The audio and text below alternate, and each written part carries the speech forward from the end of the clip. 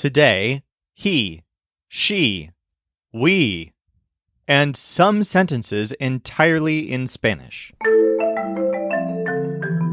Join us on a rigorous step-by-step journey to fluency. I'm Timothy, and this is LearnCraft Spanish. Let's learn the words for pronouns that would be used as the subject of a sentence. We're going to do this two different ways. First, I'll just tell you what they are and quiz you on them. And then I'll present our recommended memory palace for these words. So the word for I is yo. The word for you, when it's a subject pronoun, is tú, spelled T-U with an accent mark. The word for she is ella, spelled E-L-L-A. And the word for he is él, which sounds the same as our word for the, but this one has an accent mark on it. Él. So for example, how would you say he and she? That's él y ella. How about you and I are from Colombia?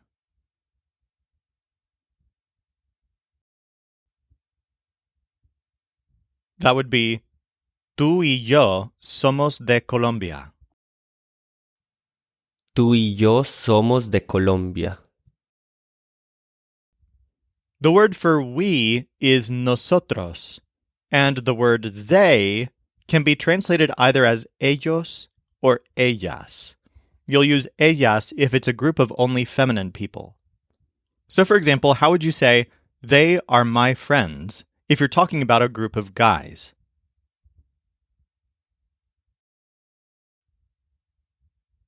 That would be, ellos son my friends. Ellos son mis amigos. How about, you and we are here now? Be careful, in this case you won't use ser because we're not describing what you and we are, we're describing where you and we are. So we'll say that this is, tú y nosotros are here now. Tú y nosotros estamos aquí ahora. So if you feel perfectly fine with él, ella, yo, tú, nosotros, ellos, and ellas, you can skip the next 9 minutes of this episode and go straight to the quiz to practice this at minute mark 12:45. But we've found that most students benefit from using a memory palace specifically for pronouns, since pronouns are some of the easiest words to confuse with one another. So I'm going to present our pronoun memory palace right now. So the setting of this place is similar to the one for direct objects, but in this case you're walking through a peaceful countryside down a path that goes between two fenced pastures. And you can see sheep grazing in the pastures on either side. Today, you're joined by your motley crew of short and tall friends, but for today, your friends aren't going to talk because they're suffering from a breathing problem that I'll describe in a minute. Suddenly, the guy with a beard, the one who offered you tea on the hill, is confronting you on the path again and stopping you in your tracks. This time, he's holding two different cups of tea, and he says, "Here, this one's yours." But you're not sure which one he's referring to. It's not clear. So you're like, I don't know which one of the two is mine. It's time to give this weird guy a name. He's pretty important because he's actually the shepherd who owns and cares for all the sheep around you. And his name is tú.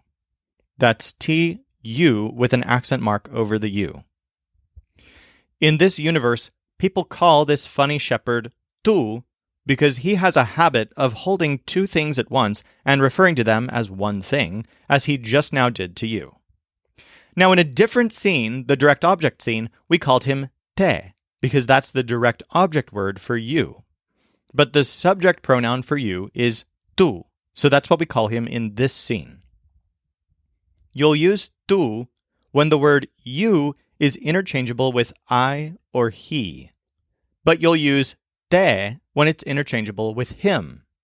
For example, to say you eat, you would say tú eat. And to say you see me, you would say tú me see. But to say I see you, you would say I te see. Now let's go ahead and learn the word for I. The shepherd, tú, has decided that it's time to make introductions. He says, I'm tú. I'll introduce you to my favorite sheep as well. But what's your name? You don't feel like giving your real name, so out of nervousness, the first thing that pops out of your mouth is yo. This word, yo, means I. So for example, you see me would be tú me sí. But I see you is yo te sí. The shepherd says, Hi, yo. Meet my favorite male sheep. His name is él.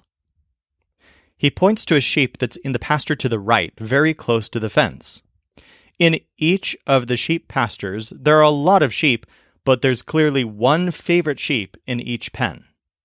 The male sheep on the right is reclining and chugging a glass of ale, and his name is él, with an accent mark. The main sheep on the left is a female, and she's dancing with a hula hoop. The shepherd says, Hey-ya, look at how she dances. He seems to like saying, Hey-ya, when he looks at this dancing sheep. But he often says this without pronouncing the H, pronounced like ella. And then the shepherd, tú, lets you know that that's this sheep's name, ella. It's spelled like the name Ella with two L's, but in Spanish it's pronounced ella.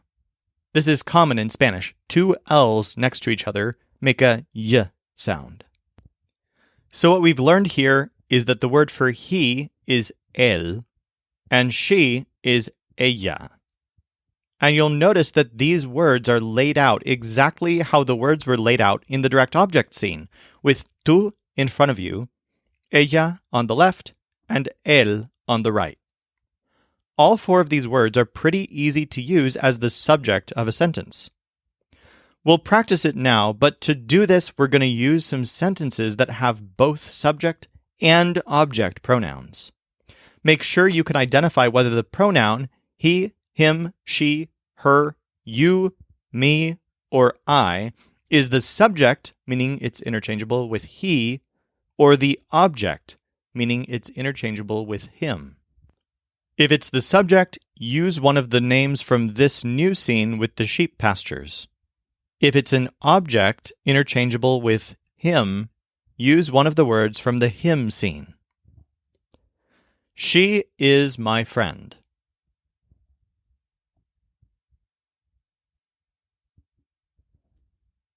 Ella es my friend. Ella es mi amiga. The dog sees you. The dog te sees. El perro te ve. He sees me.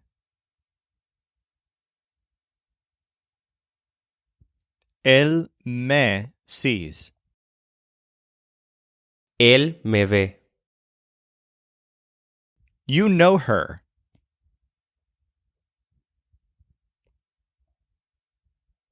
Tú la know. Tú la conoces. I see you. Yo te sí. Yo te veo. She knows him.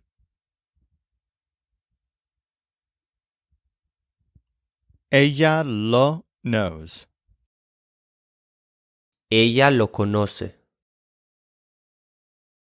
There are a few more words to learn here. Saying they is pretty easy. The dancing sheep is called ella. And it turns out that all the sheep on the left side are able to dance. To say they about a group of feminine nouns, you say ellas. which is simply ella with a hard S at the end. Ellas. The word ellos applies to the group of sheep on the right. It's just like ellas, but with an O instead of an A, which is often the case when a pronoun is masculine instead of feminine. There's just one word left, the word for we. There's an awkward backstory to this word. As I mentioned, today your group of friends is letting you do all the talking, and that's because they're suffering from an unusual nasal condition. Just before you all went out for the day to walk through the countryside, they were all eating oatmeal. You told them a joke that was really funny, and they all started laughing while eating the oatmeal, and they laughed so hard that the oats went into their noses. So as uncomfortable as it is, the oats are blocking their nasal passages. All of this is to say that they're not speaking today because it's hard to talk with nose oats, as they call them. The word for we is nosotros. All right, quick quiz to make sure you can remember all of the words in this memory palace. Make sure it's laid out properly with one word right in front of you, 2 feminine words to the left, 2 masculine words to the right, and the words for I and we at the bottom of the image close to you. So now that you're visualizing this whole thing, what's the word for I? It's yo. What's the word for you as a subject pronoun? It's tú. What about he? It's él. How about she? Ella.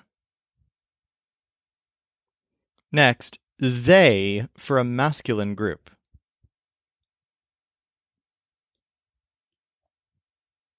Ellos. And how about they for a feminine group? Ellas. And what's the word for we? Nosotros. All right, it's almost time for today's quiz. But first, 2 more quick notes about subject pronouns. First of all, note that the word nosotros can change to nosotras if you're a group of all feminine members. So we'll include 1 or 2 instances of nosotras on today's quiz. Second, if you've ever studied grammar before, you might be wondering why we've learned the subject pronouns for he and she and so on, but not the word for it. The fact is that in Spanish, when it would be a subject pronoun, it pretty much always disappears. There actually is no subject pronoun for it in Spanish. So to say he is a nice guy, you could either say él es un nice guy or simply es un nice guy. But to say it is a nice day, you simply leave off the it in every case. Es un nice day. All right, let's practice all of these words along with some of the things that we've learned previously on the podcast.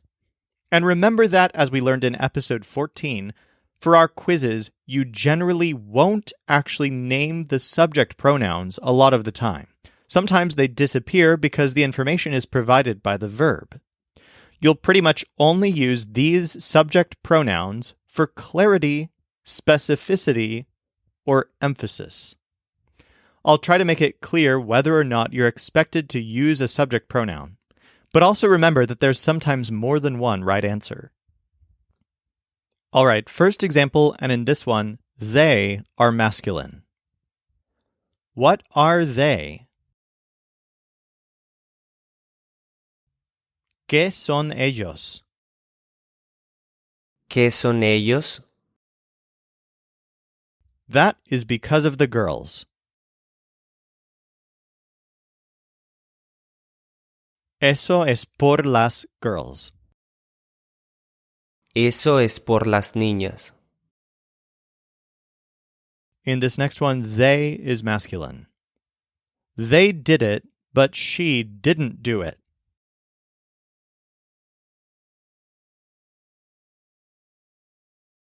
Ellos lo did, but ella no lo did.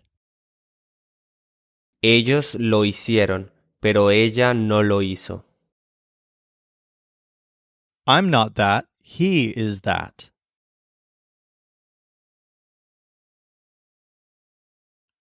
Yo no soy eso, él es eso.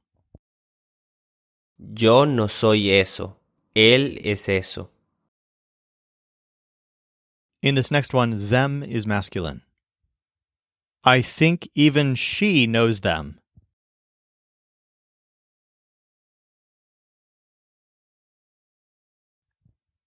I think que even ella los knows. Creo que incluso ella los conoce. In the next one, they are feminine. Why are they your friends?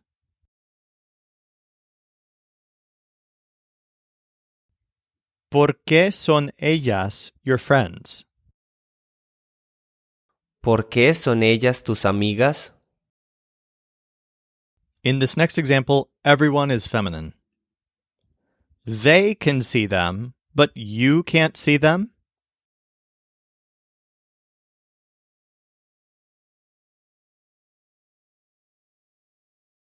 Ellas las can see, but tú no las can see? Ellas las pueden ver, pero tú no las puedes ver. They are by my favorite author.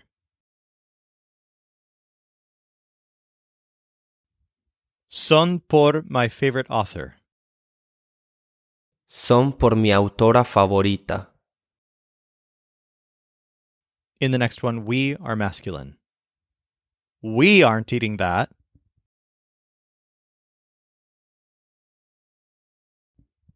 Nosotros no are eating eso.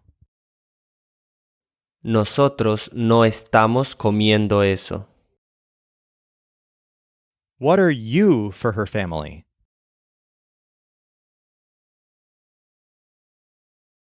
¿Qué eres tú para her family? ¿Qué eres tú para su familia? In the next one, we is feminine. He is much taller than we.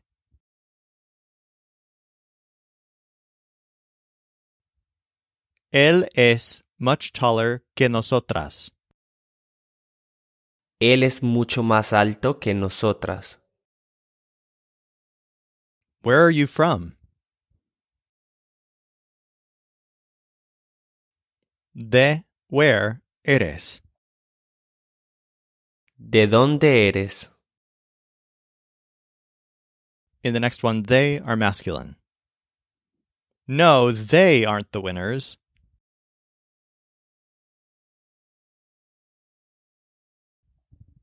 No, ellos no son los winners. No, ellos no son los ganadores.